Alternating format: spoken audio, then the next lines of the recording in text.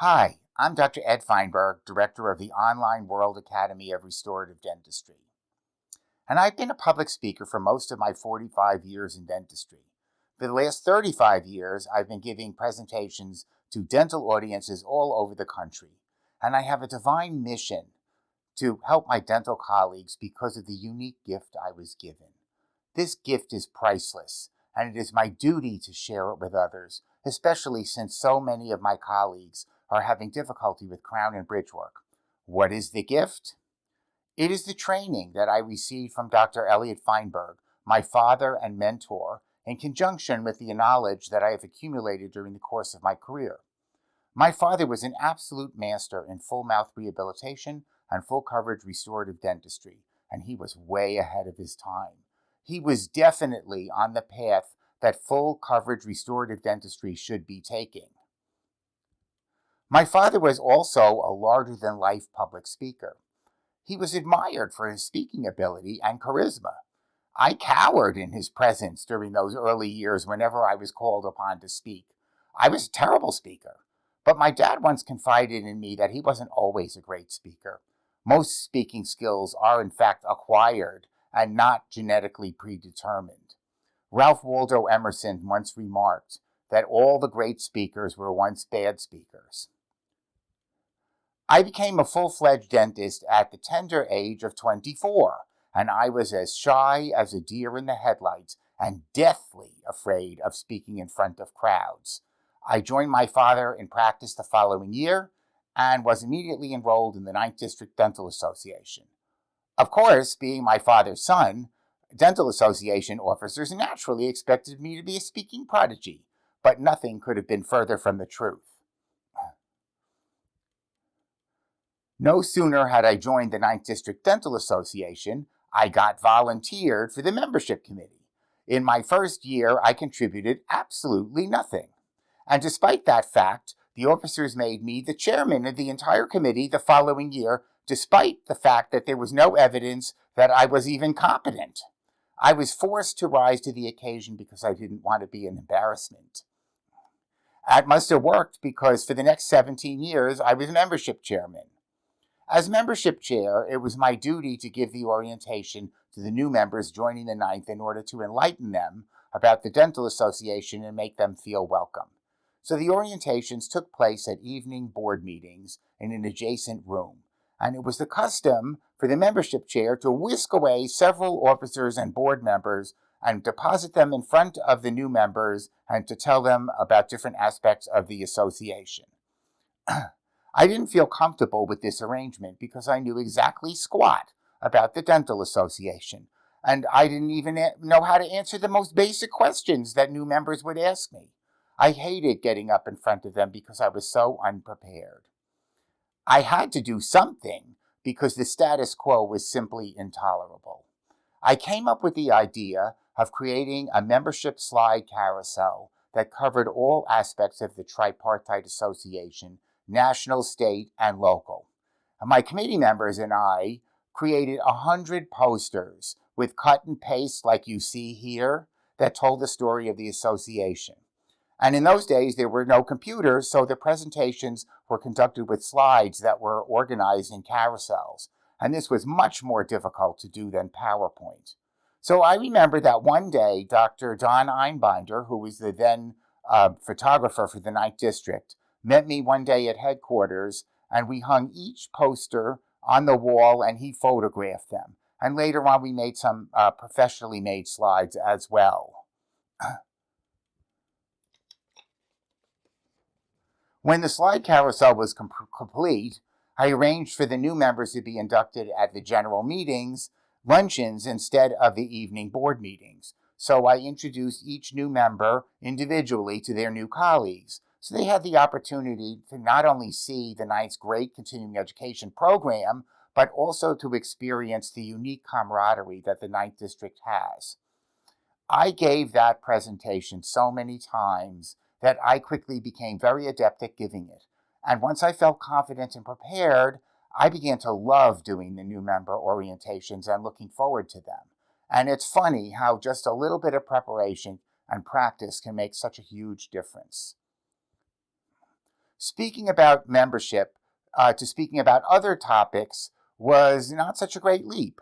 I started giving presentations at study group meetings, Rotary Club meetings, BNI meetings, Chamber of Commerce meetings, you name it. And I've given hundreds of presentations, and I strive to make each one different. I don't like giving canned presentations. I develop my own unique style, and I'm always honing my craft. I want each presentation to be unique and an improvement over the one that preceded it. And I want each one to be tailored to the audience that I'm speaking in front of.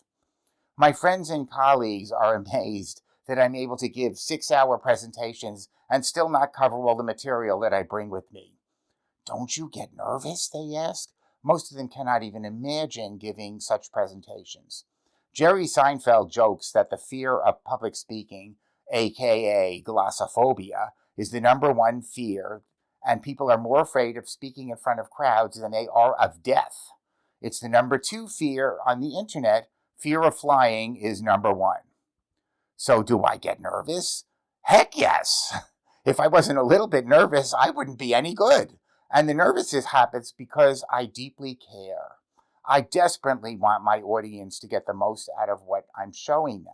I want them to take information home that they can use immediately in their practices. And most of all, I want my presentations to be a hit. Once I get up on the podium, however, the nervous feeling disappears and I relax. I like that feeling of having the audience in the palm of my hand, riveted to my every word. I know that they have never before seen what I'm showing them, and that they are seeing what they never thought was even possible. And the sheer number of cases that I show with X-ray follow-up over decades is mind-blowing. No speaker I know of shows this level of documentation. The cases support the basic principles that are taught in the Onward program and span the breadth of my father's career and my career, which is more than 70 years. Robert Moment, the author of How to Succeed in Life, believes that the fear of public speaking can be overcome with effective public speaking tips, skills, and strategies. And he's right. To hone my craft, I've taken numerous courses in speaking and presentation skills. I learned a great deal from Vanessa Emerson's dental speaker conferences, and she introduced me to amazing speakers on every imaginable aspect of dental speaking. Robert Moment, while I've had instruction from many great speakers, 2 really stand out as making the most impact on me. One is Mark LeBlanc, who runs a speaking business in Minnesota. He really connects intimately with his audience individually, and he's the only dental speaker that I've ever seen in all my years of continuing education that commanded a standing ovation without having to ask for it. Carl Buckner once said that the audience may forget what you said, but they will never forget how you made them feel. That is so true. I definitely want to connect with my colleagues on an emotional level as well as an intellectual plane. I include human interest stories about the patients whose cases I'm showing, and after all, they're human beings, and their stories really touched me as well. Currently, I meet online with Patricia Fripp, who is a brilliant and renowned public speaker and also a former NSA president. She has a fantastic teaching website, fripp.com, and she taught me a great deal how to open, structure, and close a presentation. And thanks to her, I'm a much better speaker, and naturally, I'm a huge fan of hers. My mission is to reach as many dental practitioners as possible and give them the priceless gift that was given to me. I created a teaching website with some colleagues, www.theonwardprogram.com, that allows me to connect through the internet with colleagues all over the world, and I strive for continual improvement of this site. I'm adding courses to the 30-odd courses that I've already created. And this blog is, in fact, part of the website, and all my previous blogs, most of them are written, are posted there. A forum currently under construction will allow website members to share content and discuss cases, and I intend to post cases there regularly to stimulate discussion. So while I love creating internet courses, I most enjoy giving live presentations, and there's something about connecting with a live audience that is most exhilarating. It's my ultimate goal to be on the circuit. But breaking into the circuit has proven to be extremely difficult, despite having made great connections by having served on 4 councils of the American Dental Association, and despite all the great reviews and evaluations that I have received. It's frustrating to me that I don't get the attention that I should be receiving from meeting planners. It's clear that I have the information that dentists desperately need. I really would like meeting planners to understand that it is critically important for dentists to develop great crown and bridge skills as well as great implant skills. There's an absolute epidemic of tooth extraction and implant placement because dentists are not confident with their crown and bridge skills. Implants are being overused and used inappropriately. I understand that the implant courses are really popular, but it is important that dentists not settle for being one-trick ponies because it is easy and lucrative instead of offering the best possible treatment for each patient. There is no one-size-fits-all. And here you can see a case that demonstrates that. So this was one of my patients who had a single tooth implant, and it failed. And you can see that there's periodontal bone loss around these teeth here, and that the teeth are not virginal teeth. They have crowns on them. They're going to need work there anyway. Why would you put a single tooth implant in that space, which does nothing for the teeth around it, when you can do fixed bridge work that compensates for the problems in the whole area? No one can tell this patient ever had periodontal bone loss. That's what I have to offer. So once you correct all the problems, it is much easier for the patient to maintain that. And very often the dentistry can hold up for decades without requiring replacement. So I understand my name is not household. It's my observation that meetings regularly feature the same speakers. And I get it. I'm also a meeting planner as well as a speaker. I've served on the American Dental Association's Council on ADA Sessions, the 9th District Association's Programs Committee, the Greater New York Dental Meetings Committee, and I currently sit on the Arizona Dental Association's Annual Sessions Council. So meeting planners like to play it safe with circuit speakers because they want to ensure that their meetings will attract a good attendance and be successful. However, they still need to expand the horizons of their attendees. And it's important for the future of the profession that dentists everywhere hear what I have to say.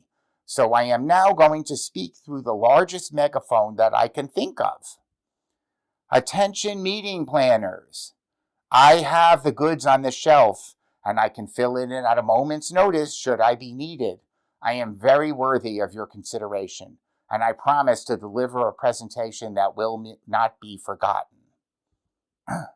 I'm available to give presentations. My CV and speaker packet is on my website, and I can be reached at this email address and telephone number. I can also add you to the mailing list if you text the Onward program to 22828. So I hope to do more lectures in the future, and I hope to improve my website and improve the practice of speaking for my dental attendees. Thank you.